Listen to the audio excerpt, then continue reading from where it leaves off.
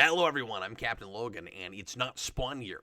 It is day 7 of my comic review video day calendar, and after today, I will have completed an entire week of these. That's right, 7 consecutive reviews of issues that have nothing to do with Spawn, or at least that Spawn is not in. I did review one where I did a lot of comparison to Spawn, which I'll try not to do too much of because this is not Spawn year. And I know a lot of you guys that are watching these are coming here specifically because it's not Spawn.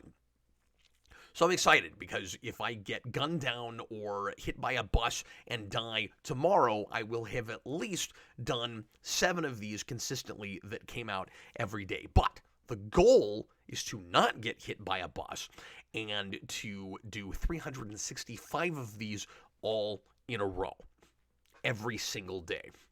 I don't know if it's going to happen, but I am really trying, and I'm really enjoying it, and I hope you are as well. Hey, do you have a character or an IP that you love, that you feel passionate about, that maybe you have a lot of nostalgia for, that your ears perk up every time you hear somebody talk about it, or whenever you have an opportunity to take a look at it, but you realize you don't actually know a ton about that thing, and it maybe you have a lot less of a knowledge about it than other things that you think of yourself as a mega fan about. So you get insecure and you think, do I count as a fan of this thing? Like, how much do I really appreciate it if I haven't taken the time, prioritized it as a thing to really sink my teeth into and learn about? And today's subject is one of those for me. Today, we're going to take a look at Batgirl number 10, which came out in 2001 and is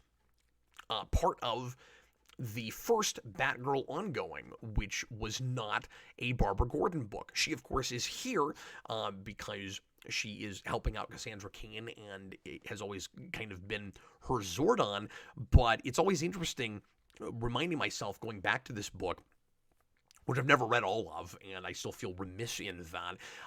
But I'm always kind of surprised, reminding myself, oh yeah, that's right, the first Batgirl ongoing was not Barbara Gordon in the Batsuit. She had some one-shots, and I think Batgirl Year 1 actually even comes after this, but maybe there was a miniseries that featured her before this. I don't remember it. And when Cassandra Cain is replaced, it's still not an ongoing starring Barbara Gordon. At that point, it's Stephanie Brown, and I also would recommend that stuff.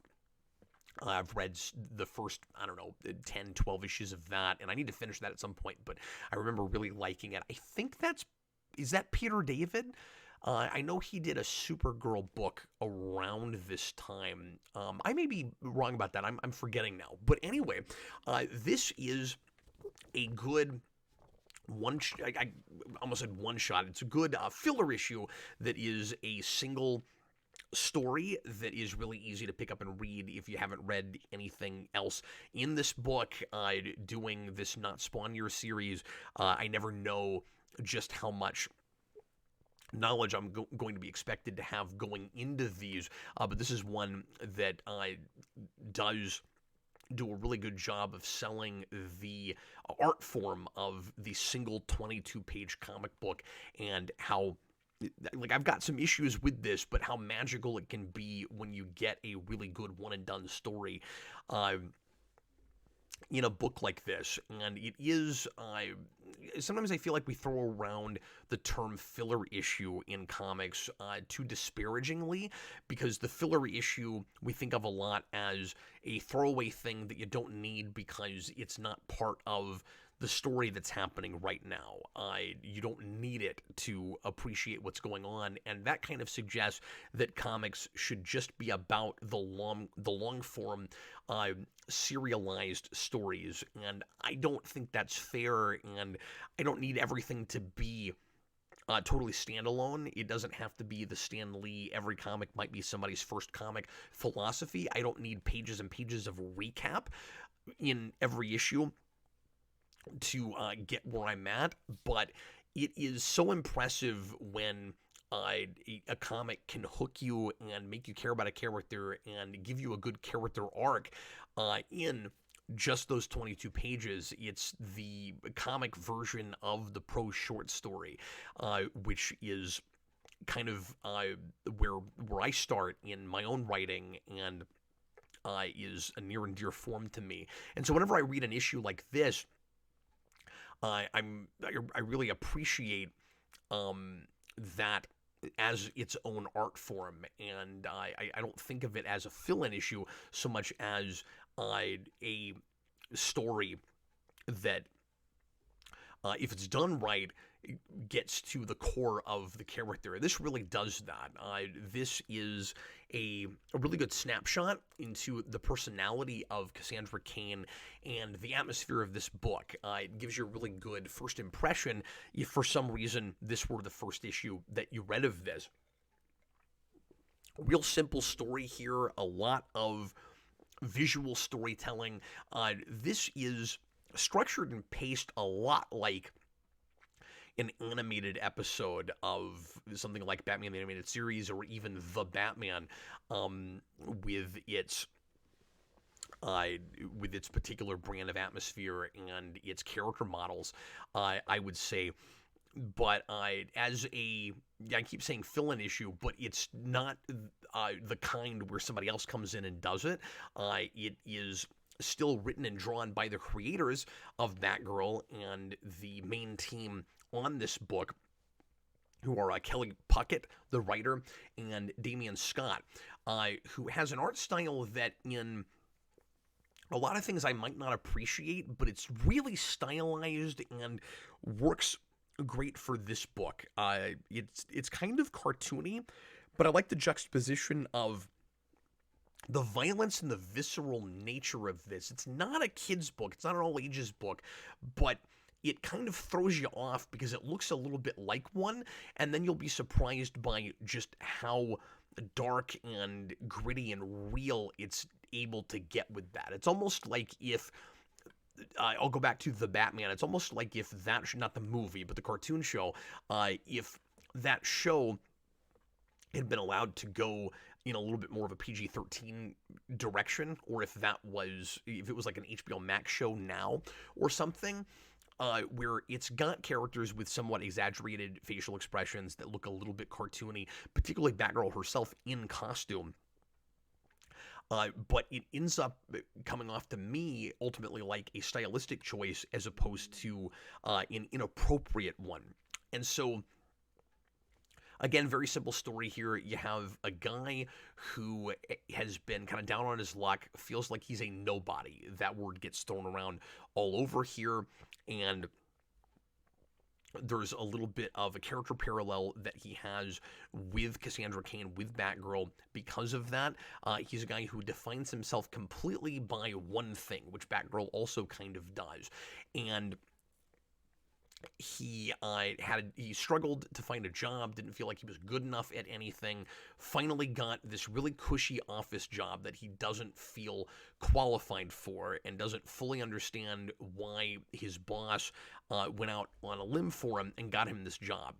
We are given very little in the way of details about this. We're walled off from this guy a little bit because ultimately his story is more about kind of reaffirming Batgirl's feelings about where she is in her life and what she thinks she needs, and bringing her to a place where she has a good opportunity for change and doesn't take it. And it's a little bit tragic by the end, and I'll get there in a moment. But I actually like how little we ultimately know about this guy. I think a lot of the details are not important. This is one of those things that could have easily been stretched to 3 or 4 issues just to fit into the standard formula of the decompressed comic arc, where you take a story that maybe you could do in 1 or 2 issues and you make it a miniseries or an arc of a comic. And this is handled in a real economical way, like a cartoon would have to do it. And like I say, it's very much paced that way. So this guy has been fired. He goes to his boss and begs for his job back. He has a hard time reading the prepared statement that he's made, and he gets escorted off the property. And later on, he compulsively grabs a gun and brings it and brings it with him, finds her on the street, and decides he's going to kill her. And I really like his internal monologue here. You get in his head. I say we're walled off from him just in that we're not told anything more than we absolutely have to have. Like, I don't know what exactly the job was. Like I said, I don't fully understand why he was hired in the first place, except that he was kind of a charity case, and this is just a good-natured woman who we're told like he finds her while she's out doing charity work. She's a volunteer somewhere doing something, and I guess she just felt sorry for him. We also don't even totally know why he got fired. He assumes it's because he's not good enough at the job, which is, potentially a good enough reason to let somebody go. That may or may not be the case. He corners her, he puts a gun on her, and you'll say anything at gunpoint to save your life. So when she says that's not the reason, I don't know for sure if that's true. But like I said, I like getting in his head the way we do. He feels like he's having an out-of-body experience, like there's somebody else controlling his body, going to her with this gun. He's kind of scary, and at the same time, there's a part of me that can maybe relate on some small level and sympathize a little bit with what he's going through, even though obviously, murder is not the answer. This is kind of a really believable revenge story where it's not the kind of villain where we make it a revenge plot because we're just not creative enough to come up with something more interesting. This really does feel like the kind of thing that maybe happens sometimes with people like this that are so insecure and feel like they don't have anything going for them that they have to find some kind of easy way out like this. And so his plan is he's going to kill her and then kill himself. Almost like getting rid of all of the remnants of what little he had. Like, he feels like the only thing that he had in his life was this job, and now that that's been, and he loved it, and now that that's been taken away from him, he doesn't have any reason to live anymore. But he also can't help but blame the woman that took that away from him, even though he also thinks maybe she's right, that he wasn't good enough to have that job. A little heavy-handed, the sign that's behind him as he's going to his ex-boss to murder her. Nobody wants to be nobody. He's even like expressing that in internal monologue. I am nobody. And I like things like this where there's subtle details in film and in television, like in a song lyric, sometimes in a sign like that. This one's a little obvious and a little on the nose. So Batgirl shows up and, of course, tries to stop him, and you get this wonderful cinematic section, cinematic action scene where there's very few words on the page, a little bit of internal monologue still from him, and then nothing for quite a while. In fact, there are 2 full pages where I think the entire action probably happens within 20 or 30 seconds. It's really well constructed and gripping, and I find myself easily slowing down in order to fully appreciate the moment where I'm wondering what's going to happen next. And he, on one page, you notice that the drawing is exactly the same, and there's only a couple of details that are changed. So there's a really good varied panel layouts, by the way, in this book. And on one page, you get the 4 small panels with the kinetic action on the left. Really easy to see the cuts if we're watching a movie. And then he pulls his gun, he aims it at his ex-boss. You change the page, and Batgirl has thrown a batarang that lodges in the wall in front of him, doesn't hit him, so she's missed. I don't know if she's trying to hit the gun before he fires. Oh, pardon me. I guess she does actually manage that. Remember that Cassandra Cain, if you're not familiar, was trained by her father Cain as the world's greatest assassin. And, like Batman is the world's greatest detective. She would be the world's greatest assassin, except she doesn't want to be that. And I think her backstory is absolutely fascinating. And she is kind of perfect at everything she does because she's all about the language of violence. And she's mute up until this book starts, and then you get an evolution. I'm not sure how much of this I mentioned at the beginning of the video now, but you get an evolution with her where she gets less and less antisocial and is able to actually speak with words as she goes along. So anyway, the idea that she would throw a batarang and miss entirely is kind of unlikely, but I guess the gun still functions. So she takes out the front of it, kind of saws it off, and then he fires. This looks really great in digital in a way it doesn't translate as well in the actual physical issue, because there are way too many ads in this book, and some of the choices of where they go are kind of get in the way or kind of cumbersome when you're reading the book. So in the actual physical issue, when you turn the page,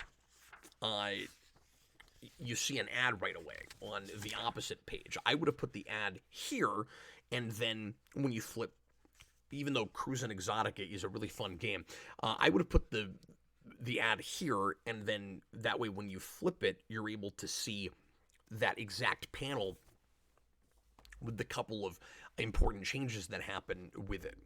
This is where things start to get kind of odd. So Batgirl gets shot in the head, and she gets in the way, and he has dropped the gun. And I really like the subtlety of all of this, where nothing's explained to us. We have to kind of fill in the blanks a little bit. For a second, I was like, did Scott just forget to draw the gun in the man's hand? No, he's dropped it. And he goes to pick it up. He's still on his mission. He maybe thinks better of it for a minute, but refuses to change.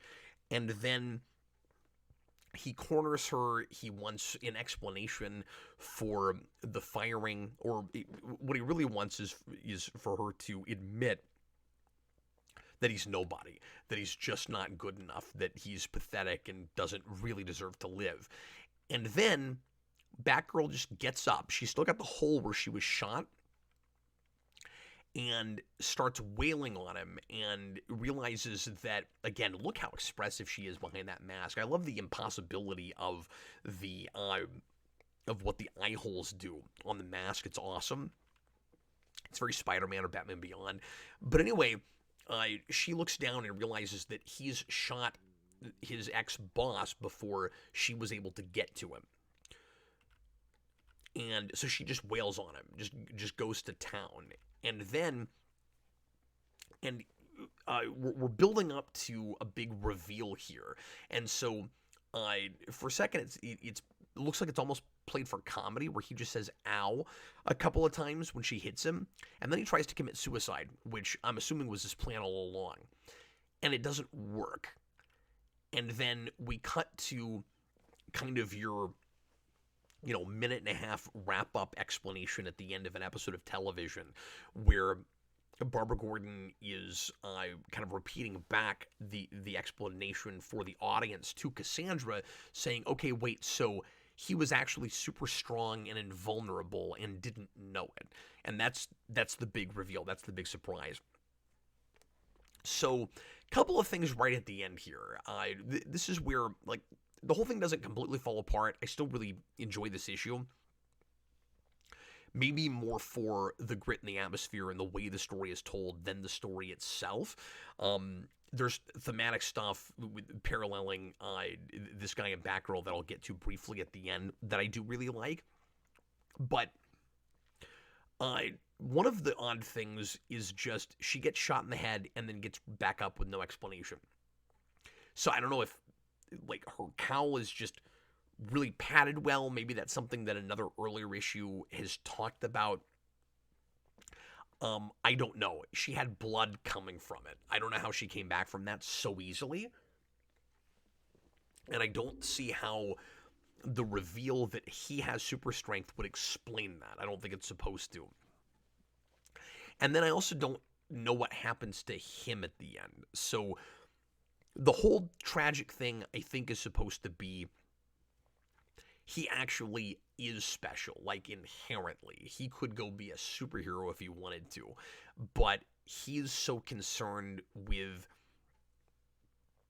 his own feelings of inadequacy that he's never discovered what he actually can do. It's weirdly kind of a flip of what you usually do in a story like this, where you've got somebody that's all about bronze and realizes that they need to use their head, need to use their brains. This is a guy who doesn't have a lot of brains, but does have something to fall back on, and never has. And he's made his whole life about this one thing that he's not adequate enough at because he's not even looking for what he really could be doing. And that's all kind of interesting, but then the question is, what happens to him? Does he go to jail? How easy would it be now that he knows he's indestructible to even do anything to him? We don't know. We're not told. So that's kind of odd. This issue's bookended with Batgirl declining invitations from Oracle. This is very Birds of Prey. It reminds me of some episodes even of the TV show where Barbara wants to have more social engagements with Cassandra. Wants to try to get her out of the house a little bit. And offers at the beginning to take her to acting lessons because she thinks that Cassandra would be really good at that because she has almost this superpower of being able to read body language, because body language is all she was brought up on, which is really interesting. And she declines that and says she has to train. And Barbara says, okay, I've been meaning to ask you about this. You train constantly, but you're so good at what you do because you were raised with it. I don't see why you have to do that all the time. And this is bookended with her at the end, I think, feeling like a failure because she wasn't able to stop this guy from killing his female boss. And Oracle invites her to go out and have dinner or something, and she just says, no, I'm going to be training, which is probably partly because of guilt and partly because she actually needs to learn a similar lesson to what this guy wasn't able to, which is she defines herself too much by one thing, and she's better at that than he was at his job, of course. She's maybe better at what she does than anybody is, but she thinks that's all she's got. And you can't put all of your eggs in one basket in that way, and she's doing that. That's kind of the tragedy of the end of this issue. So I like that character parallel a lot, and I really like the tragedy of her refusing to take Oracle up on her offer and trying to change. But I do think there's a couple of things here that are just confusing and a little bit too easy with her getting shot and getting right back up. And I did kind of want to know what happens to this guy at the end. But anyway, that is going to do it for me today. 7 of these knocked out. And my big takeaway from this is I need to read all of this. So I'm very excited to sit down and take a look at some more of this when I have the opportunity, because this year is about sampling stuff. Thanks a lot for watching, everybody. I'll see you again soon. Happy reading.